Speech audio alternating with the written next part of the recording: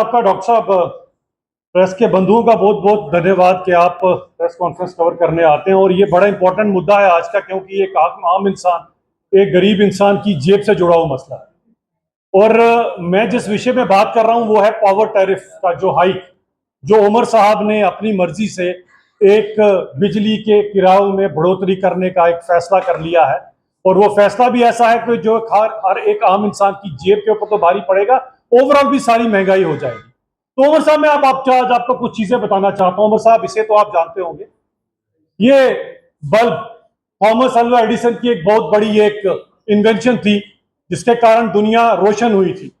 लेकिन दोस्तों, आपको ये बल्ब मेरे हाथ में देखकर जरूर हैरानगी होगी, क्योंकि ये हैरानगी हमारे जम्मू कश्मीर के कई सारे गांव में हुई।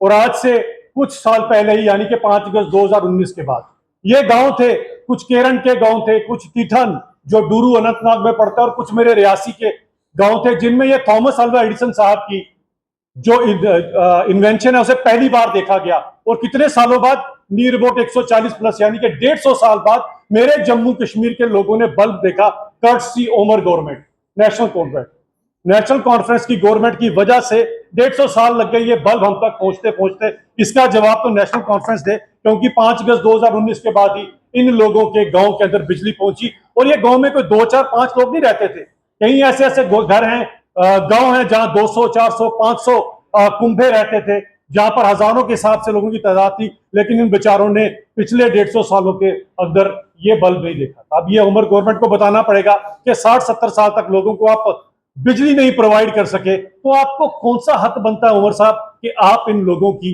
जो है बिजली की दरें बढ़ा दें, इनकी जेब के ऊपर डायरेक्ट प्रहार कर दें। और उमर साहब से जब कब पूछा गया, मेरे मीडिया बंधुओं को पूछा गया, वो मीडिया बंधुओं जिनको अक्सर उमर साहब कहते हैं कि गुलदस्ता मेरे आगे पेश करते हो आप इन माइक्स का, ये गुलदस्ते वाले ही हैं कि आज आप भी गुलदस्ते ले रहे हैं लोगों से। ये ना होते उमर साहब तो शायद आपको भी गुलदस्ता देने वाला कोई ना होता। तो मैं इन्हीं अपने गुलदस्ते वाले दोस्तों के थ्रू उमर साहब को ये बात पहुंचाना चाहता हूं, उमर साहब, ये जो आपने लोगों की जेब के ऊपर डायरेक्ट प्रहार किया है, ये काबिले बर्दाश्त नहीं है। एक आम इंसान से पहुंचिए, जब उसको महीने का 1000-2000 रुपए एक्स्ट्रा खर्चना पड़ेगा, उसका तो सारे का सारा बजट चरमरा जाएगा। आप एक आम इंसान, एक गरीब इंसान का दर्द क्या समझोगे उमर साहब, because you were born with a silver spoon in your mouth. आपको क्या पता, कुछ तो गरीब होते हैं, कुछ मेरे जैसे बेचारे सफेद पोश गरीब भी होते हैं जो कह नहीं सकते किसी को, लेकिन 1000 रुपया उनके लिए भी बहुत बड़ा, या 2000 रुपया एक्स्ट्रा उन लोगों के लिए भी बहुत बड़ी बात होती है। अब ऐसे लोगों का क्या बनेगा? और उमर साहब ने साफ पल्ला झाड़ दिया। तो दोस्तों, मैं चाहूंगा कि आप जरा इसके ऊपर ध्यान दें। ये मैनिफेस्टो है और उमर साहब ने पकड़ा हुआ है जनाब, ये मैनिफेस्टो मैंने नहीं पकड़ा है। अब उमर साहब की पार्टी की दिक्कत यह है कि 60-70 साल दबा के झूठ बोला इन्होंने लोगों के साथ, 60-70 साल इन्होंने दबा के लोगों से झूठ बोला। अब गलती उमर साहब क्या कर गए, उनकी पार्टी क्या कर गई, ये झूठ उन्होंने पहली बार लिख के दे दिया, जिसे कहते हैं first ever printed manifesto of national conference. इसी मैनिफेस्टो के अंदर उमर साहब आपने 200 यूनिट मुफ्त बिजली का वादा किया है लोगों से। आज आप अपनी स्टेटमेंट चेंज कर रहे हैं कि मैंने कहा जी सिर्फ गरीब लोगों से। आप उठा के देखिए अपना मैनिफेस्टो, कहां पर आपने ये चीज लिखी थी? हम लोग तो यही देख रहे थे कि काश 200 यूनिट फ्री मुझे भी मिलेंगे, मेरी भी जेब के ऊपर थोड़ा हल्की होगी, थोड़ा कम असर पड़ेगा उसके ऊपर, मैं भी थोड़ी सी आराम की जिंदगी जी पाऊंगा। लेकिन उमर साहब साफ पल्ला झाड़ते हैं, साफ झूठ बोलते हैं कि मैंने तो कहा ही नहीं कि 200 यूनिट फ्री बिजली दूंगा। तो कितने झूठ बोलेंगे उमर साहब?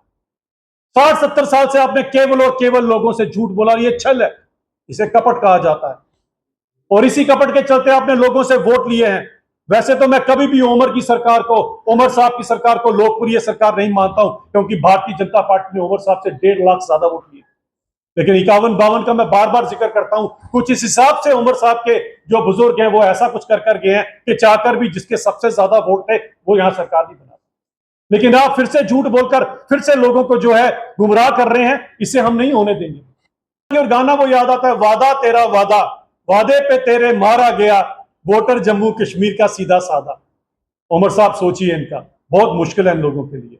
और मेरी तो ये गुजारिश रहेगी, जितनी जल्दी हो सकता है आप इस पावर टैरिफ का, ये जो आपने लोगों के ऊपर एक बोझ डाला है, इसे रोल बैक करें।